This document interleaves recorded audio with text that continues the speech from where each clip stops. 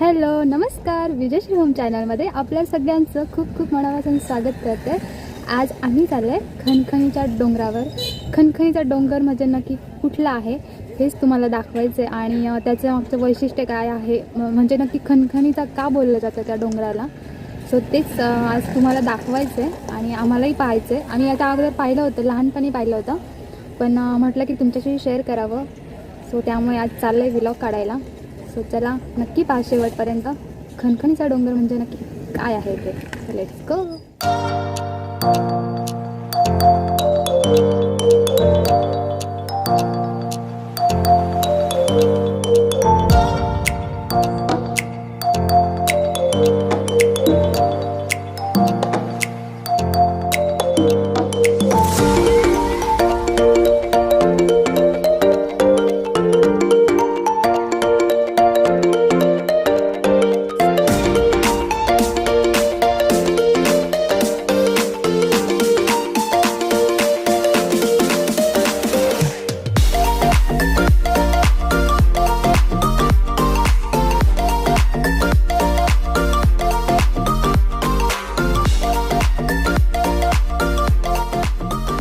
गाडी खालीच पार्क करून आम्ही चाललेलो आहोत आणि हे जे दोन मोठे मोठे दगड दिसते आपल्याला तिकडे जायचं.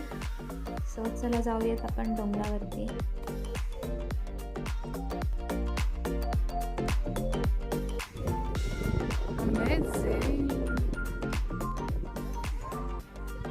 मस्त वातावरण आहे, पाहू शकता. इकडे वरतून पाहिलं तर खूप छान वाटतं, म्हणजे आमचं पूर्ण गाव दिसतं इकडनं.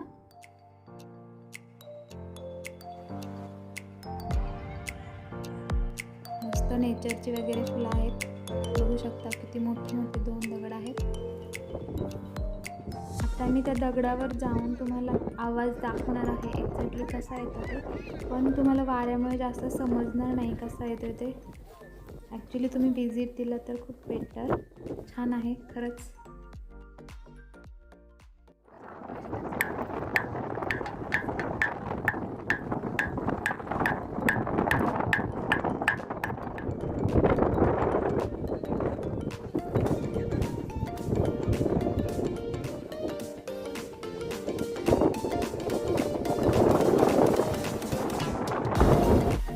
सो गाईज, हा आहे खनखनीचा डोंगर आणि तुम्हाला आवाज म्हणजे दाखवला आहे मी की तुम्हाला एक्झॅक्टली आवाज कळाला नसेल की, कारण की इथे खूप वारा वगैरे आहे. माहीत नाही याच्या पाठीमागचं रहस्य नक्की काय आहे ते, पण प्राचीन काळापासून भरपूर दिवसांपासून हा डोंगर म्हणजे हा दगड इथे आहे आणि खरंच म्हणजे आहे इकडे पाहण्यासारखं.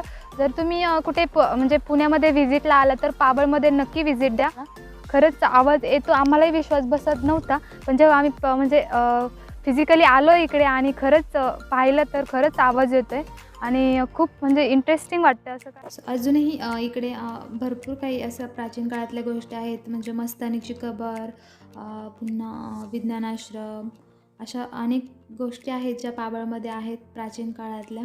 सो नक्की व्हिजिट द्या. तिथे दगड उचकून पाहिला होता, आम्हाला एक विंचू त्या भेटलेला आहे इकडे. आम्ही त्याला मारणार नाही आहोत, पण खूप विषारी असतो. म्हणजे आपण जेव्हा रानावनातले विंचू म्हणजे जे कीटक असतात ते खूप विषारी असतात. विंचू तर सगळेच विषारी असतात, त्यामुळे लहान मुलांना जपून कुठे बाहेर फिरायला गेला तर दगडांखाली असतोच विंचू. शेततळे वगैरे आहेत, खूप छान वाटते. समोर जे छोटंसं लांब इकडे मंदिर दिसतं तिकडे जायचं आम्हाला चालत चालत. खूप छान व्ह्यू दिसतोय. सो याच डोंगरावर एक मंदिर होतं खंडोबाचं, आम्ही तिकडे आलो आहे आता. आम्ही प्रत्येक वर्षी येतो तसं पाहिलं तर, म्हणजे यात्रा असते याची. छान व्ह्यू आहे, मस्त वाटतंय.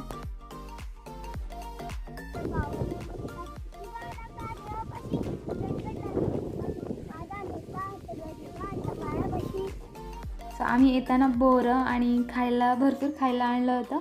याच्या अगोदर जेव्हा आम्ही डोंगरावरती आलेलो तेव्हा काहीच खाऊ घेऊन नव्हतं आलं, त्यामुळे सगळ्यांना खूप भुका वगैरे लागलेला. आता भेळ आणलेली आहे, लाडू आणलेले आहेत आणि भरपूर म्हणजे खायला आणलं आहे आम्ही यावेळेस आणि डोंगरावरच बसून खातो आहे. खूप भारी वाटतं आहे. कांदा वगैरे आणला आहे. सो चला एन्जॉय करा तुम्ही आमच्याबरोबर.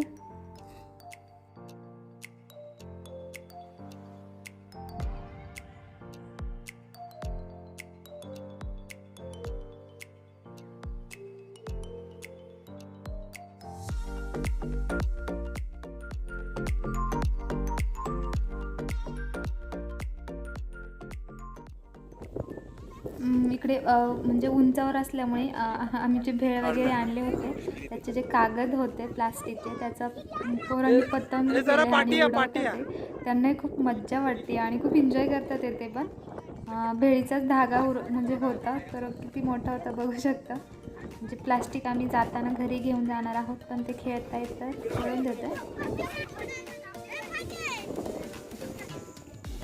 एन्जॉय करून झालं आहे आमचं आणि आता निघालो आहे. गाडी खाली पार्क केलेली आहे त्यामुळे चाललो आहे आता घरी जायला निघालो आहे. बघू खाली गेलं तर थोडंसं एन्जॉय केलं तर कारण आज वेळ आहे आमच्याकडे अजून त्यामुळे बघू.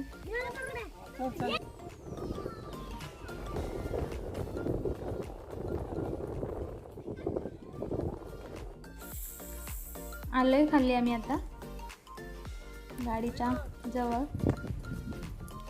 हे आहे इथे वारूळ त्याच्यामध्ये नागोबा वगैरे असतो. घाबरत नाही मी.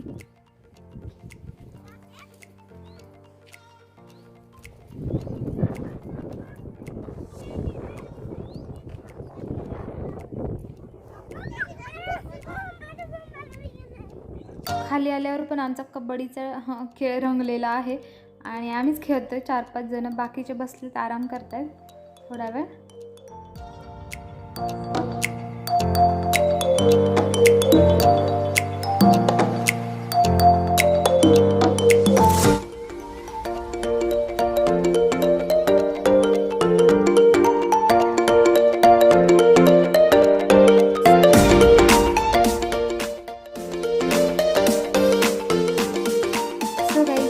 कसा वाटला हा व्लॉग तुम्हाला आवडला तर लाईक करा आणि आपल्या चॅनलला नवीन असेल तर चॅनलला सबस्क्राईब नक्की करा आणि बेल आयकॉनवर क्लिक करा म्हणजेच असे छान छान व्लॉग तुम्हाला पाहायला मिळतील. भेटूया अशाच एका छानशा व्हिडिओसोबत. तोपर्यंत बाय बाय.